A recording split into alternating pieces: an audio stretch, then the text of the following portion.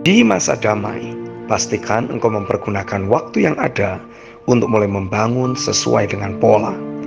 Begitu engkau selesai membangun, engkau akan menikmati bermanifestasinya kemuliaanku.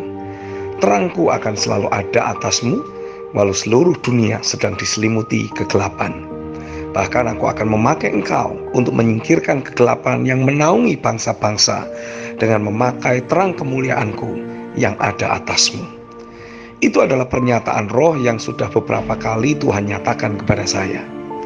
Tanpa saya bertekun untuk membangun dasar keyakinan yang selaras dengan firman-Nya dan membangun jati diri saya yang sesungguhnya di dalam Kristus, saya dengan mudah akan jadi kedodoran ketika badai datang menerpa kehidupan saya. Tapi dengan saya bertekun membangun dasar keyakinan serta jati diri saya yang sesungguhnya di dalam Kristus, saya percaya badai sebesar apapun tidak akan bisa menggoncangkan kehidupan saya.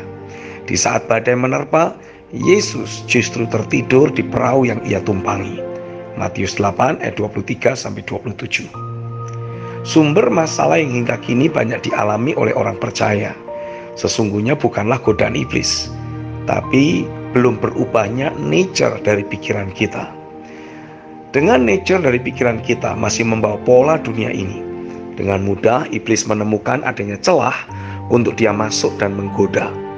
Dengan nature dari pikiran sudah alami perubahan, dasar keyakinan yang kita miliki dan cara pandang yang kita miliki tentang diri kita sudah alami perubahan, godaan iblis jadi tidak lagi menarik bagi kita. Bertekun untuk mengubah dasar keyakinan dan sudut pandang atau jati diri yang sesungguhnya di dalam Kristus akan mengkondisikan diri kita alami kematian dari cinta pada dunia, cinta pada diri sendiri, dan cinta akan uang yang selama ini masih ada dalam hidup kita dan terus menjadi celah untuk iblis bekerja dalam kehidupan sehari-hari kita.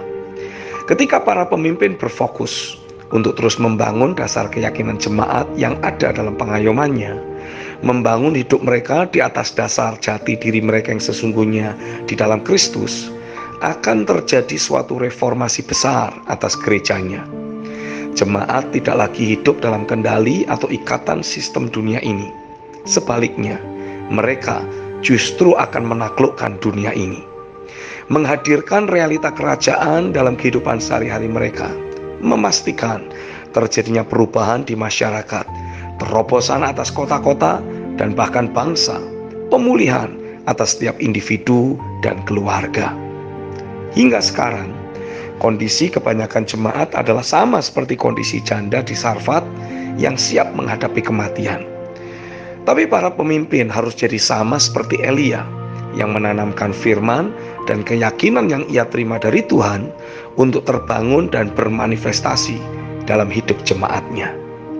Kitab 1 Raja-Raja 17 ayat 13-14 mencatat, tetapi Elia berkata kepadanya, "Janganlah takut, pulanglah, buatlah seperti yang kau katakan. Tapi buatlah lebih dahulu bagiku sepotong roti bundar kecil daripadanya, dan bawalah kepadaku. Kemudian barulah kau buat bagimu dan bagi anakmu. Sebab beginilah firman Tuhan Allah Israel. Tepung dalam tempayan itu tidak akan habis, dan minyak dalam buli-buli itu pun tidak akan berkurang, sampai pada waktu Tuhan memberi hujan ke atas muka bumi ini." Selama janda di Sarfat mentaati apa yang Elia sampaikan, bertindak karena meyakini apa yang sudah Tuhan sampaikan kepada Elia, maka setiap janji kemenangan, terobosan, keilahian, dan kemuliaan akan dinikmati secara nyata oleh janda Sarfat. Demikian juga untuk jemaat pada hari-hari ini.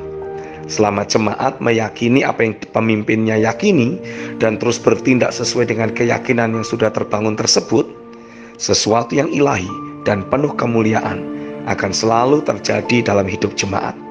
Bertekunlah membangun dasar keyakinanmu selaras dengan firman yang sudah Papa rohanimu terima, dan alamilah keilahian serta kemuliaannya dalam kehidupan sehari-harimu.